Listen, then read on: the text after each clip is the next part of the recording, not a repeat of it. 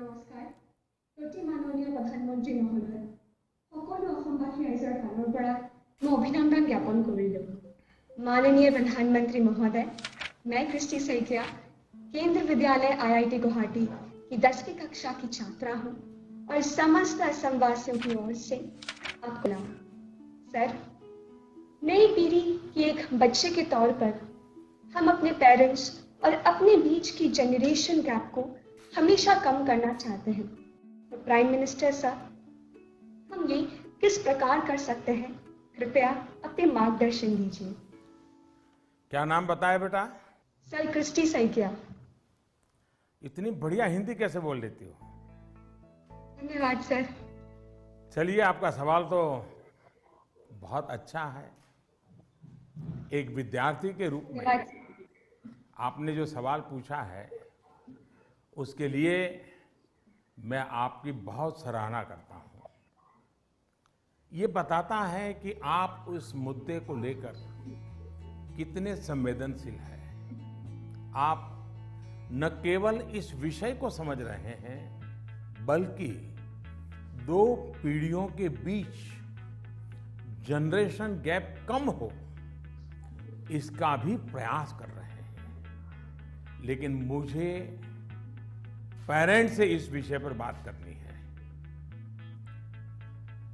एक बात जो पेरेंट्स को डिसाइड करनी है, क्या वो बुढ़ापे की ओर जाना चाहते हैं या फिर अपनी उम्र कम करना चाहते हैं। और आप भी बेटा अपने मम्मी पापा को जरूर ये सवाल पूछना।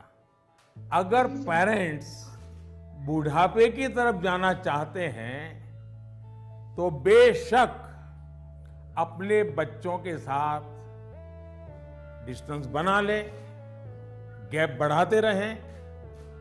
अगर आपको नवजीवन की ओर आगे बढ़ना है, अपनी उम्र घटानी है, युवा बने रहना है, तो आप अपने बच्चों के साथ गैप कम कीजिए, क्लोजनेस बढ़ाइए।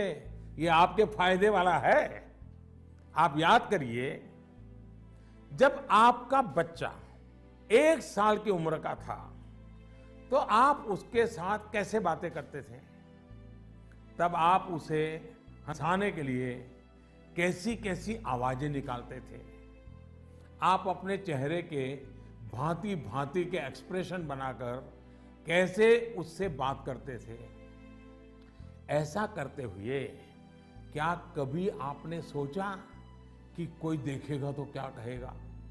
कभी आपने सोचा कि लोग आपको ऐसा करते हुए देखेंगे तो ये कहेंगे ये कैसे चेहरे बना रहा है, कैसी आवाज निकाल रहा है?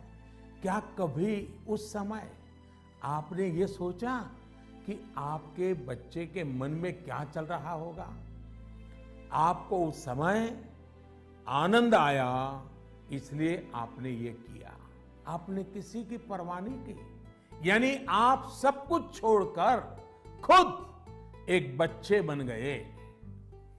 बच्चे से खेलने के लिए आप खुद खिलौना बन गए और बच्चे के खिलौनों से भी उतना ही चाव से खेले। आप याद करिए, कभी आप घोड़ा बने होंगे, कभी बच्चे को पीठ पर बिठाकर चले होंगे, कभी कंधे पर बिठाकर घर भर घूमे होंगे, कभी 4 पैर करके चले होंगे। बच्चा रोया होगा तो उसे चुप कराने के लिए आप भी जुट-मुट कर रोए होंगे। तब आपको कोई फर्क नहीं पड़ता था कि देखने वाला क्या कहेगा, घर के बाकी लोग क्या कहेंगे, समाज क्या कहेगा, दोस्त क्या कहेगा, कुछ नहीं सोचा। क्या कभी सोचा था? आप उसका आनंद लेते हैं और ऐसा बच्चे के 5-6 साल की उम्र तक चलता रहता है। जैसे ही बच्चा थोड़ा बड़ा होता है तो एक लेवल पर मेंटेलिटी ऐसी हो जाती है कि माँ बाप बच्चे को डोमिनेट करना चाहते हैं, बच्चे को हर चीज सिखाना चाहते हैं। अचानक जो दोस्त थे वो दोस्त न रहकर बच्चे के इंस्ट्रक्टर बन जाते हैं और कभी कभी इंस्पेक्टर भी बन जाते हैं। साथियों, बच्चा जब बाहर की दुनिया में पैर रखता है तो बहुत सी बातें ऑब्जर्व करता है। घर में जो देखा था उससे कुछ ज्यादा, कुछ अलग, कुछ नया वो देखने लगता है। उस समय आपकी ये जागरूक जिम्मेदारी है कि उस नए वातावरण में आपका बच्चा और अधिक फले फूले। और इसका उत्तम तरीका है कि आप उसके मन से जुड़े, उसके मन से ही करें और उसकी हर बात को इमोशनली अटैच होकर के सुने। ऐसे नहीं फोन कर रहे हैं और वो बोल रहा है, ऐसा नहीं होना चाहिए। बिल्कुल उसके साथ जुड़िए। आपको जो पसंद नहीं, अगर वो काम आपका बच्चा करके आया है तो उसको डांटिए मत, टोकिए मत, बस सुनते रहिए। सुनते समय उसको लगना चाहिए कि आप उसको कितना प्यार करते हैं। हाँ, लेकिन जो चीज अच्छी नहीं है उसको मन में रजिस्टर करके रखिए। और ये ग्रोइंग एज के बच्चों के लिए करना बहुत जरूरी होता है। आप जितना हो सके उसकी बात सुनिए, उसकी बात समझिए। आप इंस्ट्रक्टर बनकर उसे सुबह से शाम तक क्या करना है ये मत समझाइए। बार बार ये मत पूछिए कि मैंने ये कहा था, क्या क्या किया। बस अपनी आंखें खुली रखिए, कान खुले रखिए, उस पर ध्यान रखिए।